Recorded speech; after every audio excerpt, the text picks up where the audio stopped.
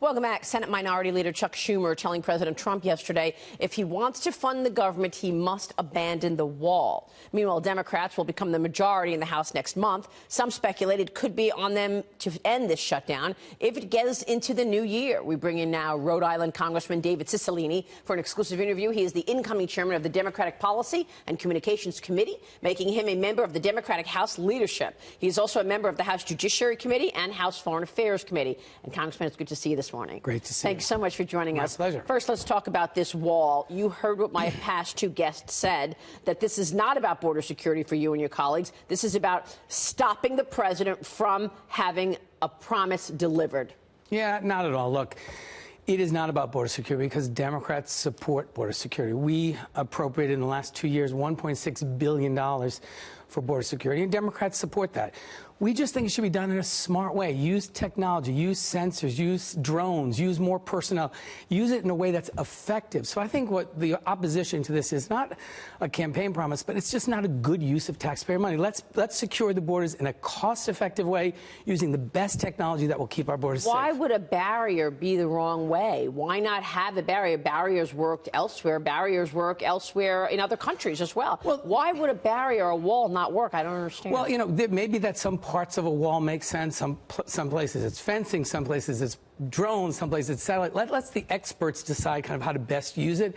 But what the president's talking about is a $70 billion, 1,000-mile wall, which just doesn't make sense. And in fact, his own chief of staff, his incoming chief of staff, and his departing chief of staff both said this is a simplistic answer to a complicated problem. It won't work. So I think they're right. We've got to be smart about this. We've got to do it in a way which secures our borders, but doesn't squander $70 billion of taxpayer money just so the president can make good on a promise. $5 billion. No, but that's the beginning. It's a $70 billion wall. We ought not make a down payment of $5 billion on something that doesn't make sense. Now, you just heard Senator David Perdue say that your team has already voted for this in the immigration bill. You voted for a wall. You voted for border security. So now, because all of a sudden it's, you know, the president keeping this campaign promise, build that wall. Yeah, it's a different story. The bill he's talking about related to border security, I believe. And I think Democrats have a long history of supporting investing in border security. In the last 2 years, we approved $1.6 billion. The administration has spent less than 6% of that. So this notion of like, this is urgent, I need the money.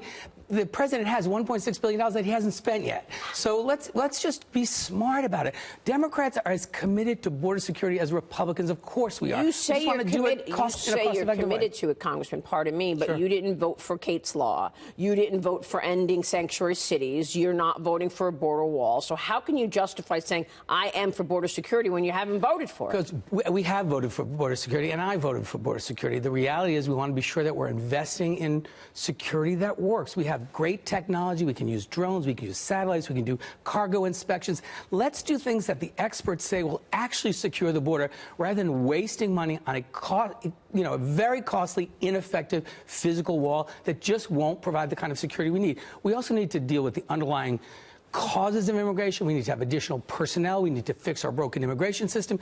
So there's a lot of work to be done here. But the idea that you can simply solve the problem by just putting up a wall just won't work. Like catch and release, right? That's one issue that people talk about. Illegals come to this country, the U.S. catches them, but then you have to release them in order to get a court date. Well, do you support catch and release? I think the important thing is we have asylum laws in this country, and fortunately the United States Supreme Court just affirmed that, you know, our asylum system is the crown jewel of our immigration system. It lets people who are fleeing violence and war and famine and unspeakable conditions. But we don't know that all of those people We don't know that, but we have a process where they can petition for asylum, then a court makes a determination.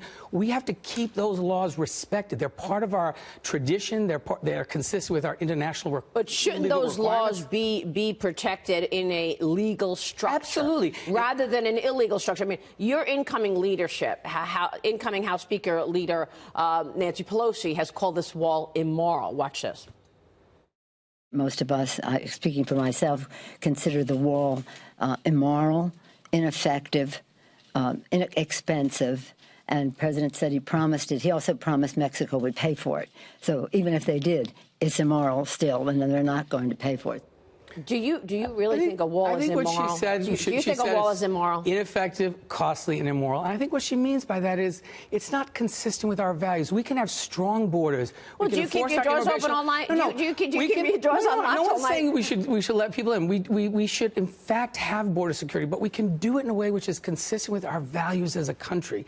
And so I think what the leader is saying is it's costly, it doesn't do the job, it's ineffective, and it really undermines our values, this idea of a physical barrier around our country. Well, the values, I mean, are also based on the rule of law, and we have a legal structure in order to get into this country, because if you don't, you have a lot of illegals out there, and somebody has to pay for them. Where are you going to get the hundreds of billions of dollars needed that are required to pay for people for health care, for education, for food stamps, for all these programs that ultimately those people are going to need? I don't know a single Democrat who doesn't think that we ought not have an organized system for people to come into this country legally.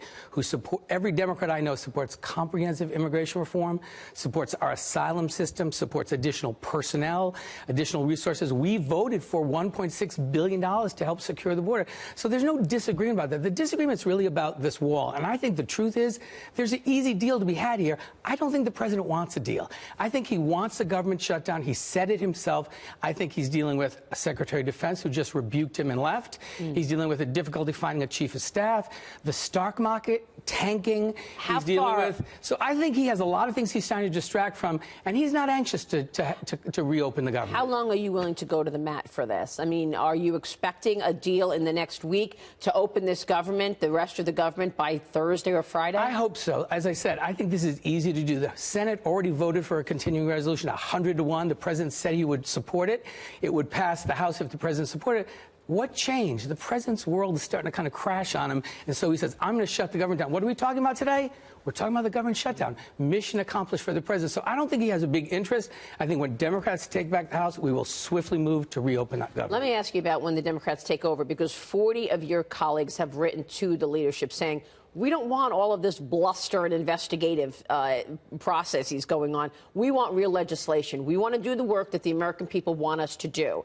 And yet we're talking about the president's tax returns, shutting down the FBI and the DOJ investigation, where we know that there was FISA abuse, et cetera. So what are you going to focus on once you get there? Well, you know, when I, along with Hakeem Jeffries and Sherry Bustos, we put together the Democratic agenda for this last election cycle that demonstrated we were for the people of this country, committed to driving down health care costs, particularly the cost of prescription drugs, rebuilding the infrastructure of our country, raising family incomes, and taking on the serious corruption in Washington. We're going to deliver on those three promises. We also have a responsibility to do oversight, but I can tell you our first priority is going to be to get the work done for the American people. All right. So what's your priority once you take over in the next month? I hope we're going to start off with a big democracy reform bill to help get money out of politics, to raise ethical standards, to get Washington working for the people again and not for the special interests. But we know that this is really all about 2020, this border fight right now. Are you considering what all of this means in terms of your constituents going into the next election in 2 years? Yeah, my constituents want us to be sure that we're fulfilling all of our responsibilities, including securing our border, fixing our broken immigration system, but they expect us to do it in a smart way, a cost-effective way, and I have confidence that we'll get that done. Congressman, it's great to have you on the program. Thanks for having me. Thank you so much for joining us this morning. My pleasure. We'll be watching the developments. Congressman David Ciciline there.